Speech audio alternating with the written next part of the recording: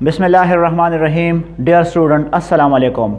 Maths made easy Syed Imran Khan के साथ unit number 8 of class 10th mathematics theorem number 1 से start लेते हैं।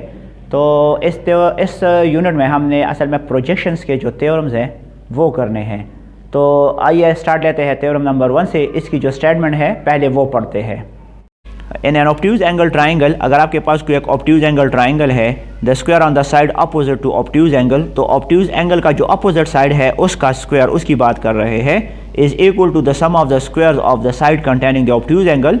तो वो जो ऑब्ट्यूज एंगल जिन दो साइड्स पे बना है उनके सम ऑफ स्क्वायर के बराबर होगा, टुगेदर विद यानी उसके साथ, यानी plus twice the rectangle content by one of the side, उसके साथ जो दुगना यानी 2 टाइम्स आप लेंगे क्या, वो रेक्टेंगल जो कि किसी भी इस ट्राइंगल के एक साइड को कंटेन करे, and the projection on it of the other, और इस पे जो अगले साइड का जो प्रोजेक्शन है इन दोनों के प्रोडक्ट के।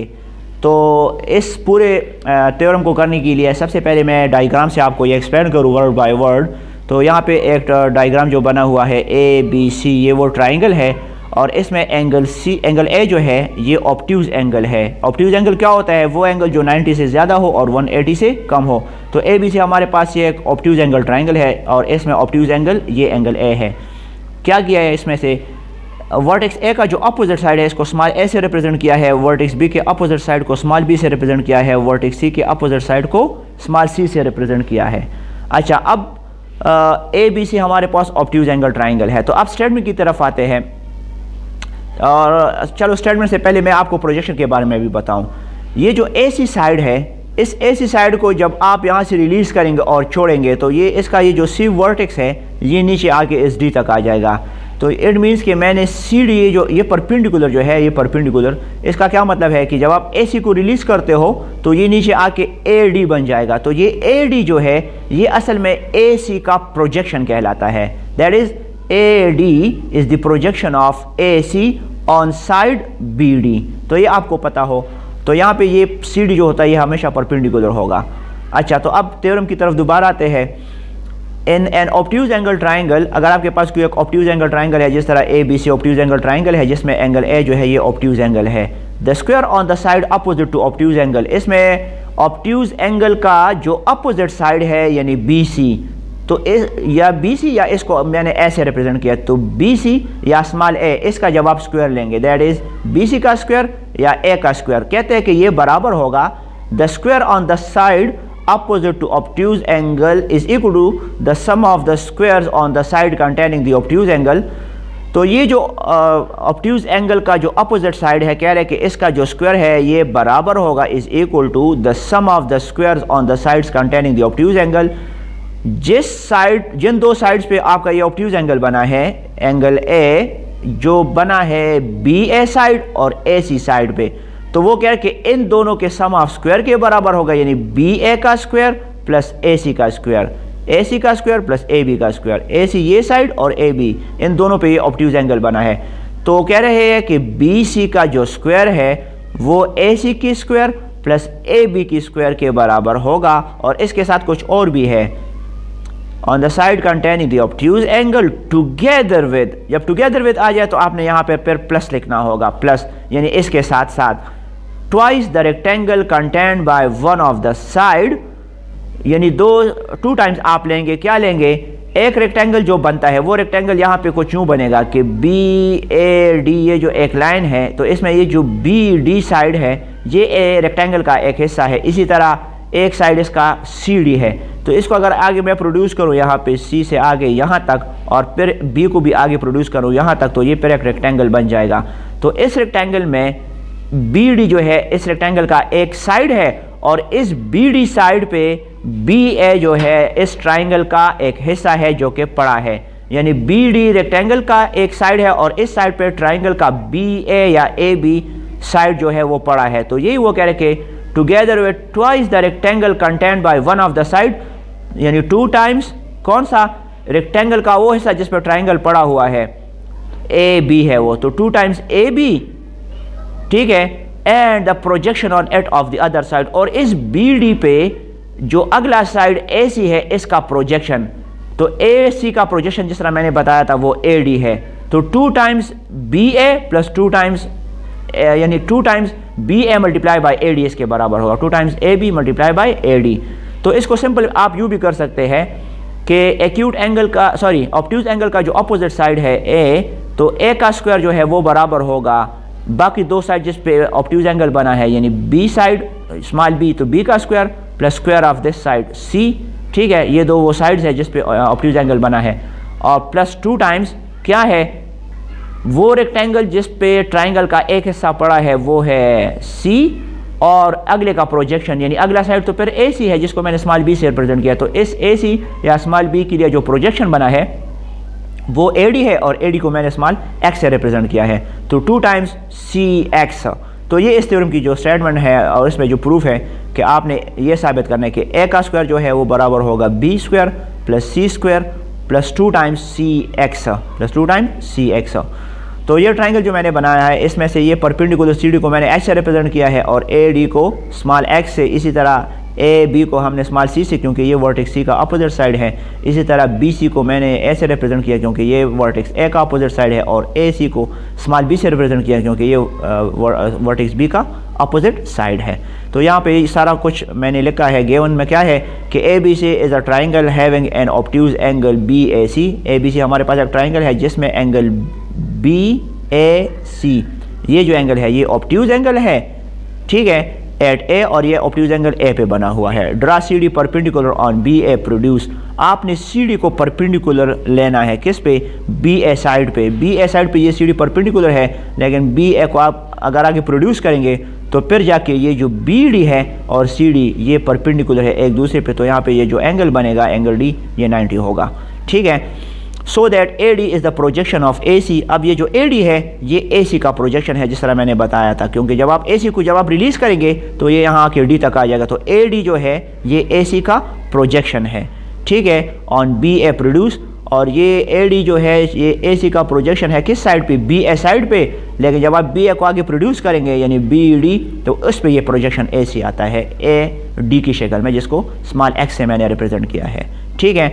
अच्छा, अब जिस तरह इस ट्रायंगल में मैंने इनके नाम रखे हैं तो इनको आप दोबारा यहाँ पे लेके कि take measure B C is equal to A, B C को आप ए से रिप्रेजेंट करें, सी ए कौन सा साइड है, सी ए, ये इसको स्मॉल बी से रिप्रेजेंट करें, और ए बी को सी से रिप्रेजेंट करें, यानी ए बी को आपने स्मॉल सी से रिप्रेजेंट किया है। मैयर ए डी को एक्स से रिप्रेजेंट करें, मैयर ए डी ये है इसको स्मॉल एक्स से रिप्रेजेंट करें, and measure C D is equal to H, और ये जो परपेंडिकुलर सी डी है इसको स्मॉल एच से रिप्रेजेंट किया है।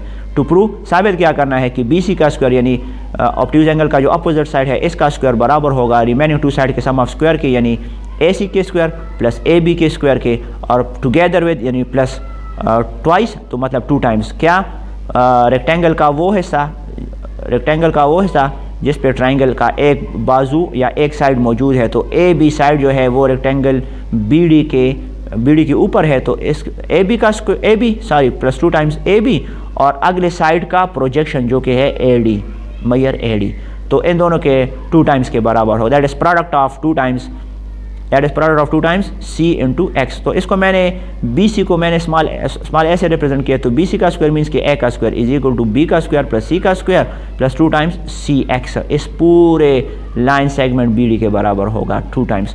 तो ये इस थ्योरम की जो स्टेटमेंट है और इसमें जो गिवन है, और टू प्रूव हमें क्या करना था वो उसकी आपको समझ आ गई होगी।